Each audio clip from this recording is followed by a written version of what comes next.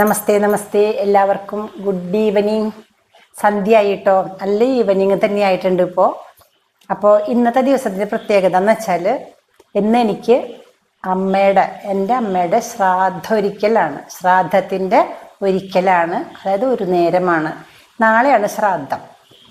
നാളെ ശ്രാദ്ധമാകുമ്പോൾ തലേ ദിവസം നമ്മൾ ഒരു നേരം എടുക്കണം. ഒരു നേരെ ഭക്ഷണം കഴിക്കാൻ പാടുള്ളൂ. രാവിലെ എഴുന്നേറ്റ് കുളിച്ച് ദേഹശുദ്ധി പിന്നെ പരിസരശുദ്ധി ഒക്കെ വരുത്തിയതിന് ശേഷം കുളിയൊക്കെ കഴിഞ്ഞിട്ട് നമ്മൾ ഭക്ഷണം ഉണ്ടാക്കാൻ പാടുള്ളൂ. അതങ്ങനെ തന്നെ ഇപ്പോൾ ചെയ്യണത് കേട്ടോ, പ്രത്യേകിച്ചൊന്നുമില്ല. കർക്കിടക മാസമല്ലേ, അങ്ങനെ തന്നെയാണ് ചെയ്യണത്. അപ്പം അങ്ങനെ ഭക്ഷണമൊക്കെ ഉണ്ടാക്കുക വെച്ചാൽ ഇന്നത്തെ ദിവസം നമുക്ക് കഴിക്കാൻ പറ്റാത്ത കുറച്ച് ഭക്ഷണങ്ങളുണ്ടല്ലോ.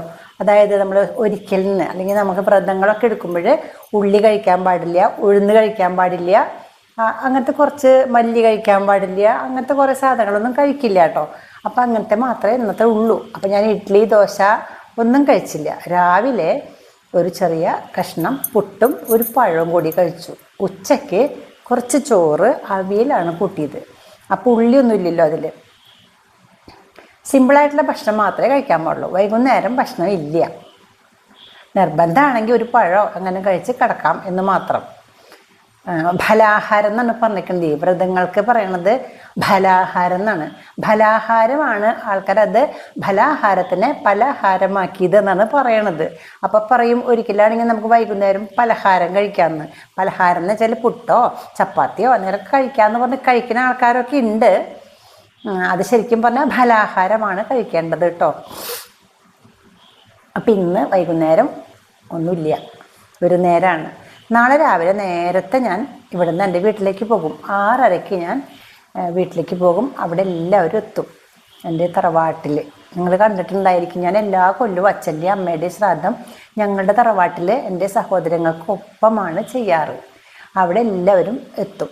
എത്തിയിട്ട് അവിടെ പരിസര ശുചീകരണമൊക്കെ നടത്തി തീ കത്തിച്ച് കുളി ഇതൊക്കെ കഴിഞ്ഞിട്ടേ എല്ലാം കഴിഞ്ഞ് കവ്യം വയ്ക്കും. പിന്നെ 4 വയ്ക്കും. ഞങ്ങൾ സദ്യയൊക്കെ ഉണ്ടാക്കാറുണ്ട്, അതൊക്കെ ചെയ്യും.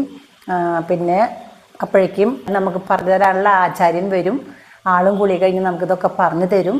അതായത് ബലിയിടാനുള്ള കാര്യങ്ങളൊക്കെ പറഞ്ഞു തരും. ഞങ്ങൾ എല്ലാവരും ഒരുമിച്ച് സഹകരിച്ച് ചെയ്യുന്ന ഒരു കാര്യമാണ് അച്ഛൻ്റെ ശ്രാദ്ധവും അമ്മയുടെ ശ്രാദ്ധവും. അത് ഇതേവരെ ഞങ്ങൾ മുടക്കിയിട്ടില്ല. അച്ഛൻ മരിച്ചിട്ട് ഇപ്പോൾ ഏകദേശം ഒരു 43 കൊല്ലമായിട്ടുണ്ട് കേട്ടോ. പക്ഷെ ഇതുവരെ ഒറ്റ ദിവസം പോലും ഒറ്റ പ്രാവശ്യം പോലും മുടക്കാതെ വീട്ടിൽ തന്നെ ചെയ്യുക എന്ന് വെച്ചാൽ അത് നമ്മുടെ അച്ഛനും അമ്മയ്ക്കും സന്തോഷമുള്ള കാര്യമാണ്. മക്കൾ ഒരുമിച്ച് ചേരുക എന്നുള്ളത് അല്ലേ. അതുകൊണ്ട് തന്നെയാണ് മുടക്കാണ്ട് ചെയ്യണത്. എന്തെങ്കിലും അസുഖം അങ്ങനെയൊക്കെ ആണെങ്കിൽ മാത്രം ആരെങ്കിലും ചിലപ്പോൾ അതിൽ നിന്ന് പിന്മാറും. അസുഖമാണെങ്കിൽ മാത്രം കേട്ടോ, അല്ലെങ്കിൽ ഞങ്ങൾ ചെയ്യും, എന്തായാലും ചെയ്യും. നാളെ പോകണം. അപ്പം ഞാൻ പറഞ്ഞു, ഇന്ന് എന്നോട് കുറേ ദിവസം മുമ്പ് ഞാൻ മുമ്പൊരു കഥ നിങ്ങൾക്ക് പറഞ്ഞിട്ടുണ്ട്, വ്രതങ്ങൾക്ക് ഉള്ളി കഴിക്കാൻ പാടില്ല എന്ന് അല്ലേ. അപ്പോൾ ഉള്ളിയുടെ കഥ എന്ന് ഞാൻ പറഞ്ഞു തന്നിട്ടുണ്ട്. 1 അല്ല 2 വട്ടം പറഞ്ഞിട്ടുണ്ട്. വീണ്ടും ഒരാൾ 2-3 തവണ ആവർത്തിച്ച് ചോദിച്ചു, ടീച്ചറെ ഉള്ളിയുടെ കഥ പറയാമെന്ന് പറഞ്ഞിട്ട് പറഞ്ഞില്ലല്ലോ എന്ന്. അപ്പം ഞാൻ വിചാരിച്ചു ചിലപ്പോൾ ഒരാളെന്നോട് പറഞ്ഞു ടീച്ചറോട് എന്ത് ചോദിച്ചാലും മറുപടി പറയില്ല എന്ന്. അത് മനഃപൂർവ്വം അല്ല കേട്ടോ. ഞാനിങ്ങനെ ഒരു വട്ടം പറഞ്ഞ കഥ വീണ്ടും പറയുമ്പോൾ അത് ആൾക്കാർക്ക് ചിലപ്പോൾ ഇതെന്നു തന്നെയാണ് പണിയെന്ന് ചോദിക്കില്ലേ.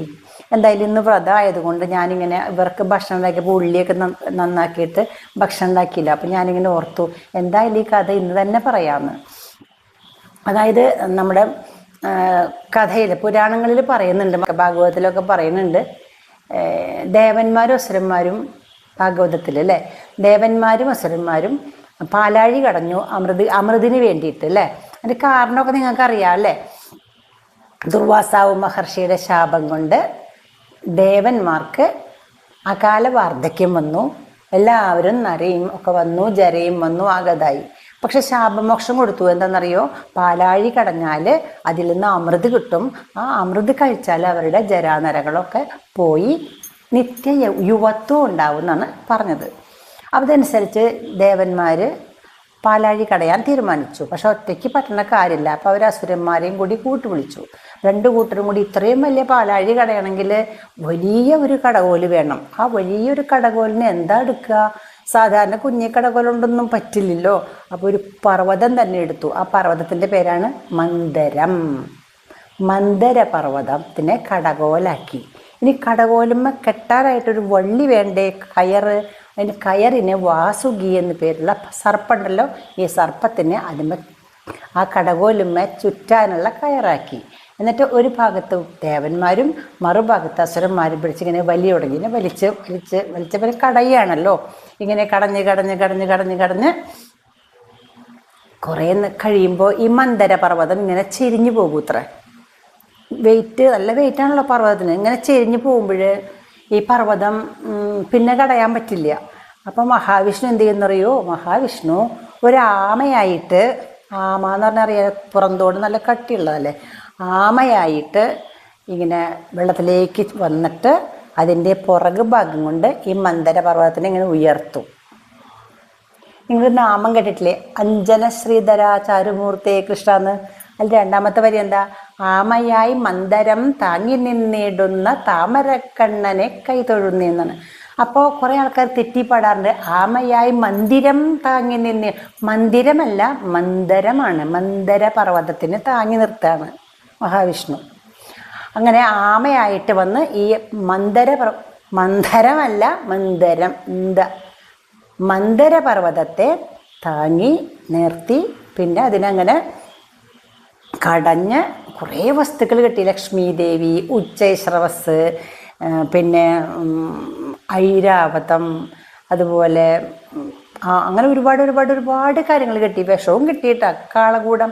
അപ്പം എന്ത് കിട്ടുമ്പോഴും അതിനെ ആരെങ്കിലുമൊക്കെ സ്വീകരിക്കണം എന്നാ പറയാം. എല്ലാം കിട്ടുമ്പോൾ ഒരെണ്ണം കിട്ടിയപ്പോൾ രാജാവിന് കൊടുത്തു, ദേവരാജാവ് ഇന്ദ്രന് കൊടുത്തു, വേറെ കിട്ടിയപ്പോൾ ഈ മഹാവിഷ്ണു കൊടുത്തു, പിന്നെ കിട്ടിയപ്പോൾ വിഷം മാത്രം കിട്ടിയപ്പോൾ സ്വീകരിക്കാനായിട്ട് ആർക്കാർക്ക് തയ്യാറല്ല. കാളകൂട വിഷല്ലേ. അപ്പം അതാരെ സ്വീകരിച്ച് നമുക്കറിയാലോ, ശിവൻ അല്ലേ. അങ്ങനെ ലാസ്റ്റ് അമൃത് കിട്ടി. അമൃത് കിട്ടിയപ്പോൾ എല്ലാം ദേവന്മാരാണ് എടുത്തതേ. അപ്പം അസുരന്മാർ പറഞ്ഞേ ഞങ്ങൾക്ക് വേണം അമൃത് എന്ന് പറഞ്ഞ് അവരതും കൊണ്ട് പോയി.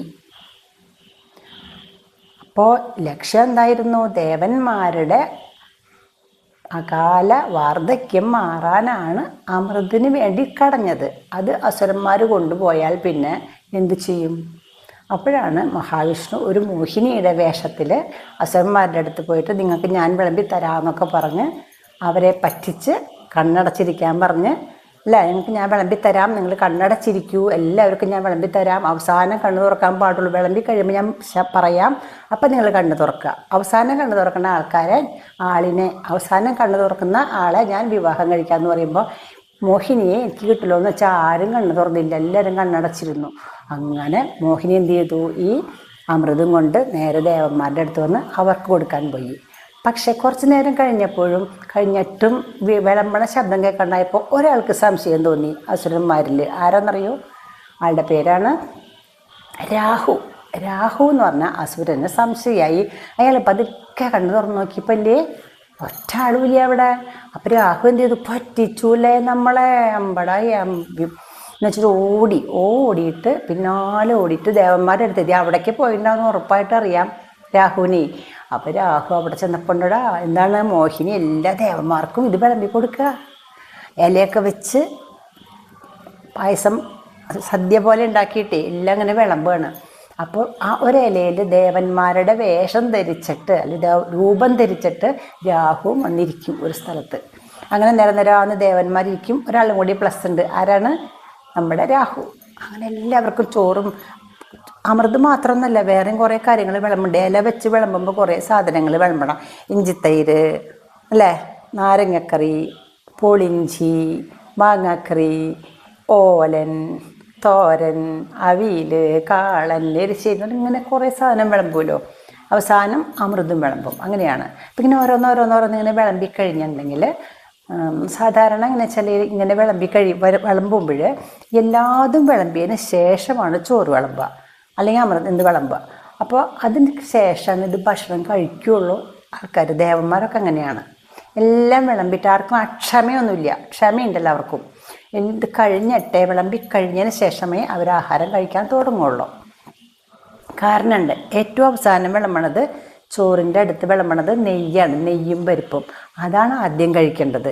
ഏറ്റവും ആദ്യം വിളമ്പണത് ഇടത്തെ അറ്റത്ത് ഇഞ്ചിത്തൈരാണ്. അത് അവസാനം കഴിക്കേണ്ടത്. അപ്പോൾ ലാസ്റ്റത്തെ വിളമ്പി കഴിഞ്ഞിട്ട് അവിടുന്ന് അങ്ങനെ കഴിച്ചത് പോകേണ്ടത്. ദേവന്മാർ അതൊക്കെ വിളമ്പണം നോക്കി ഇങ്ങനെ കാത്തിരിക്കുകയാണ്. പക്ഷേ രാഹു മാത്രം കഴിക്കുന്നത് അങ്ങനെയല്ല. ഓരോന്നും വിളമ്പുമ്പോൾ അവൻ അതിർത്തി ഇങ്ങനെ തിന്നുകൊണ്ടിരുന്നു അവനെ. അപ്പം ഇങ്ങനെ കണ്ടപ്പോൾ ദേവന്മാർക്കൊരു സംശയം തോന്നി, ഇതെന്താ ഇവൻ ഇങ്ങനെ ചെയ്യണത്?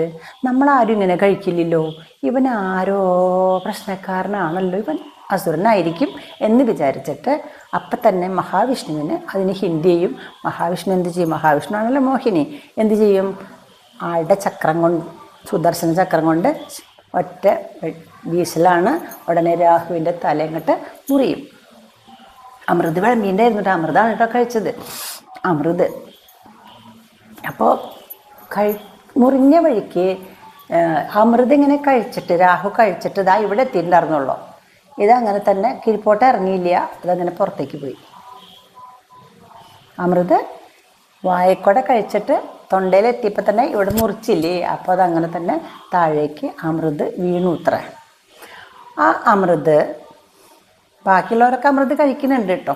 അവരൊക്കെ കഴിച്ച എല്ലാവരും അമരന്മാരായി, ദേവന്മാരൊക്കെ. നമ്മളുടെ രാഹുവിൻ്റെ തൊണ്ടയിൽ നിന്ന് വീണ അമൃത് താഴെ വീണപ്പോൾ അതൊക്കെ എന്തായിത്തീർന്നറിയോ? കുറേ അമൃത് ചോര പുരണ്ടതും കുറേ അമൃത് ചോരയാവാത്തതുമായിട്ടുള്ളത് ഉണ്ടായിരുന്നു അത്രേ. അപ്പം ചോര പുരണ്ട അമൃതാണത്രേ ചുമന്ന ഉള്ളിയായത്, ചോര പുരളാത്ത അമൃതാണ് വെളുത്തുള്ളിയായത് എന്നാണ് കഥ. അപ്പോൾ നമുക്കറിയാലോ, അമൃത് എന്ന് പറഞ്ഞാൽ ഔഷധ ഗുണമുള്ള വസ്തുവാണല്ലോ. അത് തന്നെയാണ് ഉള്ളിയും, ഔഷധ ഗുണമുള്ള വസ്തുവാണ്. അങ്ങനെയാണത്രേ ഉള്ളി ഉണ്ടായത് എന്നാണ് കഥ. അതുകൊണ്ടാണ് പൂജ ചെയ്യുന്ന ആൾക്കാരും വ്രതങ്ങൾ അനുഷ്ഠിക്കുന്ന ആൾക്കാരും ഉള്ളി കഴിക്കാത്തത് എന്നാണ് പറയണത്. മനസ്സിലായില്ലേ? പണ്ടത്തെ കാലത്തൊന്നും ആരും കഴിച്ചിരുന്നില്ല ഉള്ളി, ഈ കാര്യം പറഞ്ഞിട്ട്. പക്ഷേ ഇപ്പം അങ്ങനെയല്ല. ഇപ്പം എല്ലാവർക്കും മനസ്സിലായി ഇത് എത്രമാത്രം ഔഷധം കൊണ്ടുള്ള സാധനം. 2 ഉള്ളി അങ്ങനെ തന്നെയാണ്. ഹൃദയത്തിൻ്റെ ആരോഗ്യത്തിനും വയറിൻ്റെ ആരോഗ്യത്തിനും ഒക്കെ നല്ലതാണ് 2 തരത്തിലുള്ള ഉള്ളിയും. അതുകൊണ്ടാണ് കഴിക്കാത്തത് കേട്ടോ. കഥ മനസ്സിലായല്ലോ? ഓക്കെ. അപ്പം ഞാനീ പറയാണ്, അപ്പം ഞാൻ ഉള്ളിയൊന്നും കൂട്ടാത്ത നല്ല ഭക്ഷണം മാത്രമേ കഴിച്ചിട്ടുള്ളൂ. നാളെ രാവിലെ വീട്ടിലേക്ക് പോകും. നാളെ രാവിലെ ചെന്ന് കുളിച്ച് ഈറനോട് കൂടിയിട്ട് ശ്രാദ്ധമൊക്കെ ചെയ്ത് പൊലിയൊക്കെ ഇട്ട് ഭക്ഷണം നമ്മുടെ പിതൃവിനെല്ലാം കൊടുത്ത് ബാക്കിയുള്ള ശേഷം വരുന്നത് നമ്മൾ ഭക്ഷിച്ച് തിരിച്ചു പോരും. അപ്പോൾ എൻ്റെ അമ്മ എന്ന് വെച്ചാൽ, എൻ്റെ അമ്മയ്ക്ക് 53 വയസ്സുള്ളപ്പോൾ എൻ്റെ അമ്മ മരിച്ചുപോയി. വളരെ ചെറുപ്പമായിരുന്നു. അറിയാലോ, 53 വയസ്സെന്ന് പറഞ്ഞാൽ അധികം പ്രായമൊന്നുമല്ല. പക്ഷേ അന്ന് ഞാൻ വിചാരിച്ചത് വയസ്സായി എന്നാണ് കേട്ടോ. പക്ഷെ അങ്ങനെ അല്ലാതെ എനിക്കിപ്പോൾ തോന്നുന്നുണ്ട്. മാത്രമല്ല, നമ്മുടെ മക്കൾക്ക് വേണ്ടിയിട്ടാണ് അമ്മ ജീവിച്ചത്. അമ്മ മരിക്കണേക്കാളും 10 വർഷം മുമ്പ് അച്ഛനും മരിച്ചു, 53 തന്നെ. അപ്പം ഞങ്ങൾ അനാഥരായി ശരിക്കും പറഞ്ഞാൽ. എൻ്റെ മാത്രം വിവാഹം കഴിഞ്ഞിട്ടുള്ളൂ ആ സമയത്ത്. പിന്നെ എല്ലാവരെയും പഠിപ്പിച്ച് ജോലിയൊക്കെ ആക്കി വീടാക്കി കുടുംബമാക്കി എല്ലാം ആയി. സാറ്റിസ്ഫാക്ഷനാണ് എനിക്കിന്ന്. ഇപ്പം ഉണ്ടല്ലോ, ഈ കർക്കിടക മാസമായതുകൊണ്ട് ഗംഭീര മഴയാണ്. എൻ്റെ അമ്മ മരിച്ച ദിവസം ഇതുപോലെയായിരുന്നു, ഗംഭീര മഴയായിരുന്നു. മഴ എന്ന് വെച്ചാൽ ഞങ്ങളുടെ ഉള്ളിലുള്ള ദുഃഖമാണ് ആ മഴയായിട്ട് വരെ വന്നത്. ഞങ്ങൾക്ക് കുളിക്കാൻ പുഴയിലേക്ക് പോകേണ്ടി വന്നിട്ടില്ല. കാരണം ഞങ്ങളുടെ പറമ്പിൽ വളപ്പിലൊക്കെ നിറയെ വെള്ളം വന്ന് കിടക്കുകയായിരുന്നു. അപ്പോൾ ആ വെള്ളത്തിലാണ് ഞങ്ങൾ അന്നും പിറ്റേ ദിവസമൊക്കെ കുളിച്ചത്. പുറത്തേക്ക് പുഴയിലേക്ക് പോകേണ്ടിയേ വന്നിട്ടില്ല.